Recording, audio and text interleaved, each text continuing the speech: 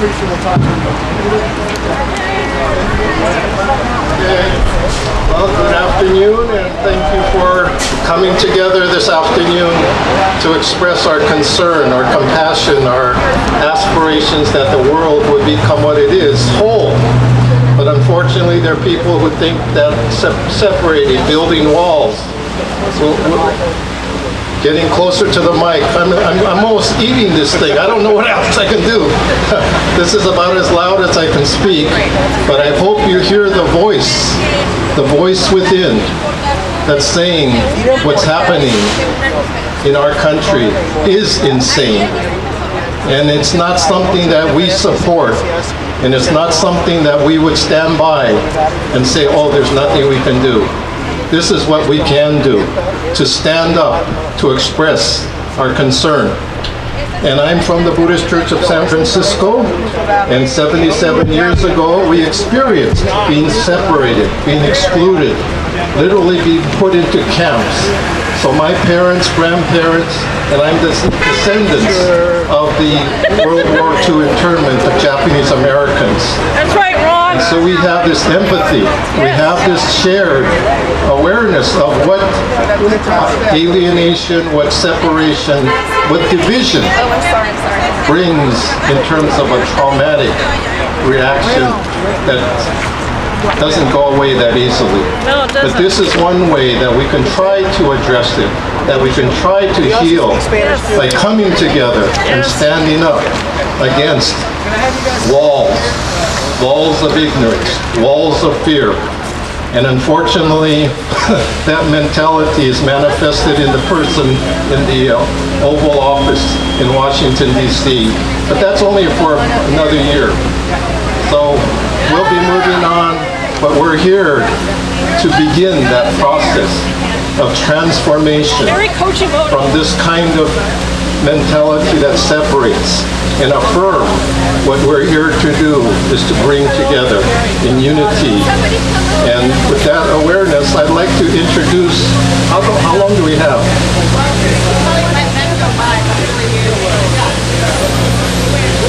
Okay, very symbolic. The trash collector is here to clear away the trash.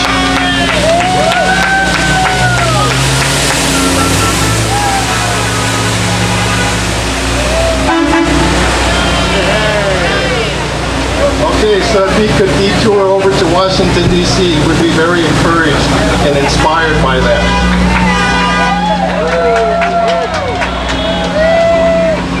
So I'd like to take this opportunity to introduce a special project that was developed by a group of volunteers called Suru for Solidarity. Suru is a Japanese word for crane. And some of you are familiar with the art of paper folding, origami, in which different shapes are folded. And one of the classic forms of that art is the tsuru, the crane. And so beginning in March this year, we had this program of inviting people to fold these cranes, and then we strung them up. And a group of us went to Dilley, Texas in March to express our concern about the detention of the children at that particular facility. And some of you may have also noticed on Democracy Now! The special segment where there was a group of people who went to Fort Sill to also, again, challenge the plan to incarcerate children at the Fort Sill facility. But fortunately, I think it was the result of that action that that plan was dropped. But we're here to basically, as I've seen in some of the signs, close the camps. Close the camps. This is what we are feeling that we need to do. Is rather than incarcerating people, we should be freeing people to interact with each other, to overcome the suspicions, the kinds of alienated minds that create separation, and come together in respect. And so, rather than killing with kindness, we are here to transform with kindness and respect.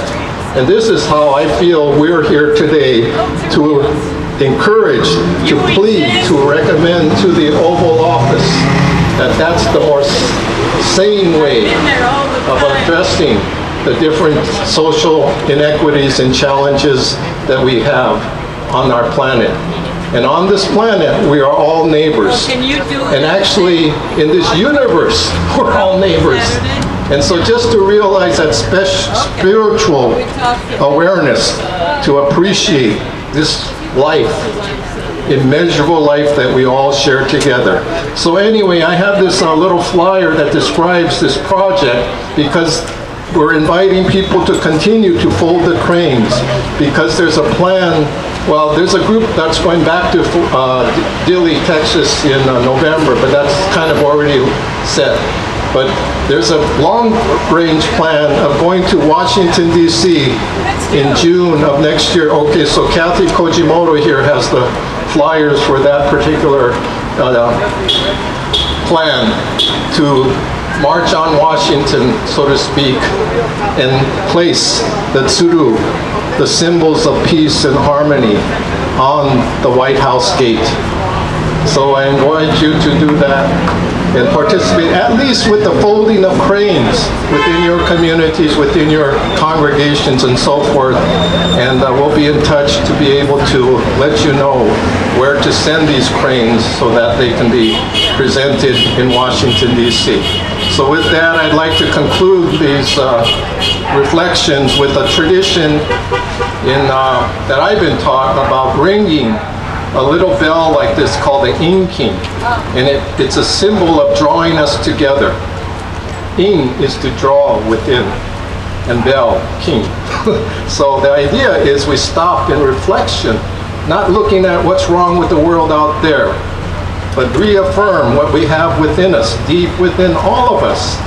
Whether you call it the Christ or the Buddha nature, Allah, what have you. But there is that intrinsic spirituality that we all share in common. And this is what the inking was intended to help us be mindful of. So I'll just hit it 3 times, because then I'll get tired if I do it more.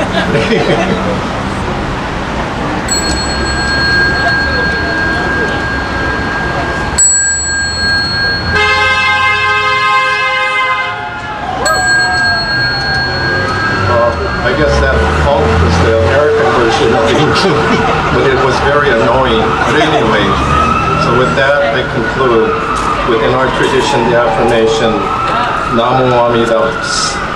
I take refuge in the spirit of boundless wisdom and compassion in gratitude. Namo Amida Butsu. Namo.